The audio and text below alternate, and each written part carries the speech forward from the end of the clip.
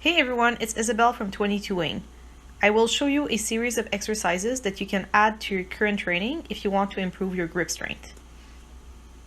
So there are two parts to this workout. The first part is quite simple.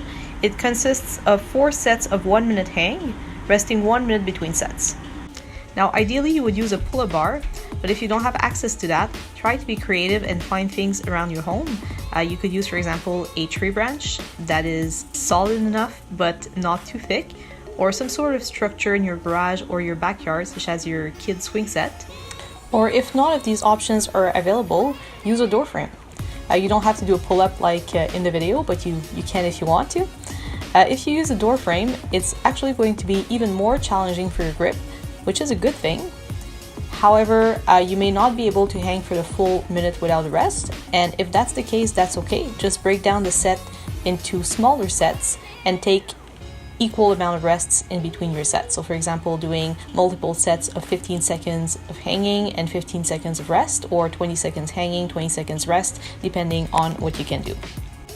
If, on the other hand, hanging for 1 minute with your body weight only is too easy for you, make it more challenging by adding weight, either wearing a weight vest or a loaded backpack, which is great because you can progress the difficulty by adding more or less weight as you get better at it, or holding an object between your feet, or even bending your knees and having someone place an object on your knees, working your core at the same time.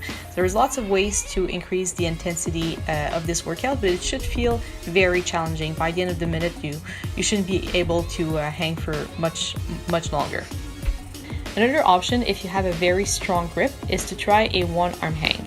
Now, of course, you can switch as many times as you need during the minute, but a good goal to have is to try to increase that duration and switch the least amount of times possible, maybe eventually being able to switch only once or not at all.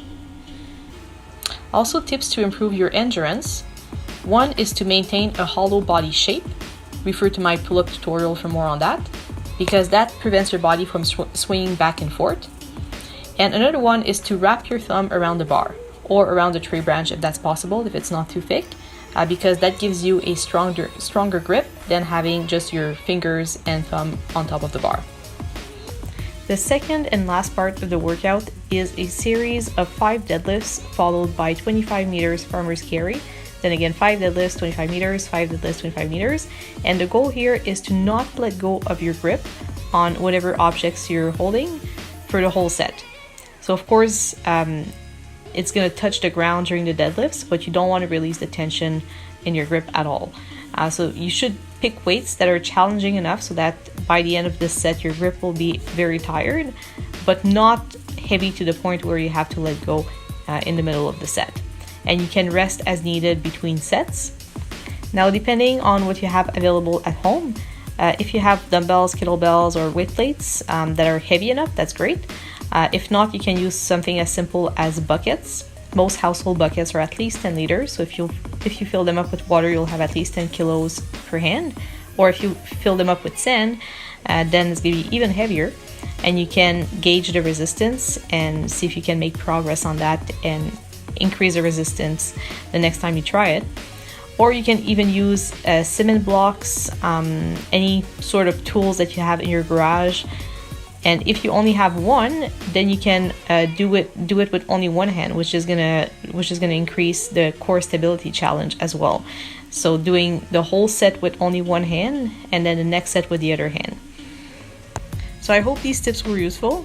You can add this sequence at the end of your regular training or do it on its own.